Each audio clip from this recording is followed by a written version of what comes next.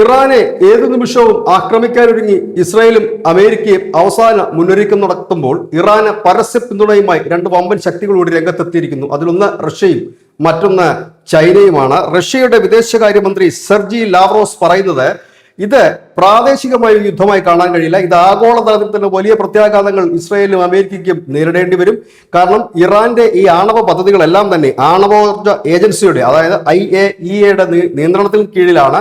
ആ ആണവോർജ കേന്ദ്രങ്ങൾ ആക്രമിക്കുക എന്നുള്ളത് ആണവ നിർവാപന കരാറിന്റെ ഉടമ്പടിക്ക് വിരുദ്ധമാണ്. അത് ആഗോള പ്രത്യാഘാതം തന്നെ ഉണ്ടാക്കും എന്ന് പറയുക മാത്രമല്ല, ഇന്നു മുതൽ ഇറാനും റഷ്യയും ചേർന്ന ഒരു സംയുക്ത സൈനിക നാവിക അഭ്യാസം ഇറാന്റെ ഹോർമുസ് കടലിടുക്കിൽ നടത്തുന്നുമുണ്ട്. അതിനായിട്ട് റഷ്യയുടെ പടക്കപ്പലും യുദ്ധവിമാനങ്ങളും മറ്റും ഇറാന്റെ തീരത്തേക്ക് എത്തിക്കഴിഞ്ഞിട്ടുമുണ്ട്. ഇങ്ങനെ ഒരു സാഹചര്യം, ഇത്തരത്തിലൊരു സംയുക്ത സൈനിക അഭ്യാസം, അതായത് അമേരിക്കയുടെ ഭീഷണി നിലനിൽക്കെ അമേരിക്ക ഏതു നിമിഷവും ഇറാനെ ആക്രമിക്കും എന്നുള്ള മുന്നറിയിപ്പ് നൽകി ലാസ്റ്റ് വാർണിംഗ് നൽകിയതിനു ശേഷം ഒരു ഓർഡറിനായി കാത്തിരിക്കുന്ന അമേരിക്കൻ സൈന്യം ഇറാന്റെ കടലിൽ തമ്പടിക്കുന്ന ഈ സാഹചര്യത്തിൽ പരസ്യമായി തന്നെ ഇറാനും റഷ്യയും തമ്മിൽ നടത്തുന്ന സംയുക്ത സൈന്യാഭ്യാസം അത് അമേരിക്കയ്ക്ക് ഒരു കടുത്ത വെല്ലുവിളി ഉയർത്തുന്ന, അല്ലെങ്കിൽ അവർക്ക് ഒരു വെല്ലുവിളി എന്ന നിലയിലാണ് പരസ്യമായിട്ട് ഇത്തരത്തിലൊരു സൈനികാഭ്യാസത്തെ പലരും കാണുന്നത്. ഇതിനിടയിൽ ചൈന രംഗത്തെത്തിയിരിക്കുന്നു. ചൈന പറയുന്നത് പ്രാദേശികമായിട്ടുള്ള ഇത്തരം സംഘർഷങ്ങൾ വലിയ പ്രത്യാഘാതങ്ങൾ ഉണ്ടാക്കും ഇറാന്റെ വിഷയത്തിൽ. കാരണം ഇറാന്റെ കയ്യിൽ നിന്ന് ഏറ്റവും കൂടുതൽ എണ്ണ വാങ്ങുന്ന ഒരു രാജ്യമാണ് ചൈന. നമുക്കറിയാം,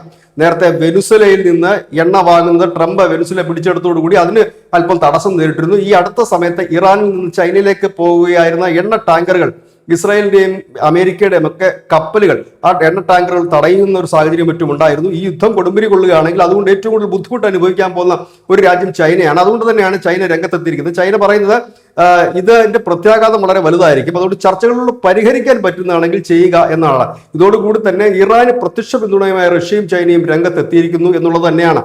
ഈ ഒരു സാഹചര്യത്തിൽ നോക്കേണ്ടത്, മുൻപ് ഇറാനെ അമേരിക്ക ആക്രമിച്ചതുപോലെയല്ല, ലോകത്ത് ഇറാന്റെ പിന്നിൽ മറ്റു ചില ശക്തികൾ വാക്കുകൊണ്ടാണെങ്കിൽ പോലും അവർക്ക് പിന്തുണയുമായി രംഗത്തെത്തുന്നു എന്നുള്ളത് ഒരു പ്രധാനപ്പെട്ട കാര്യം തന്നെയാണ്. ഒരുപക്ഷെ മിഡിൽ ഈസ്റ്റ് രാജ്യങ്ങളൊന്നും തന്നെ ഇറാനെ പിന്തുണച്ച് മുൻപും വന്നിട്ടില്ല, ഇനി വരാനുള്ള സാധ്യതകളുമില്ല.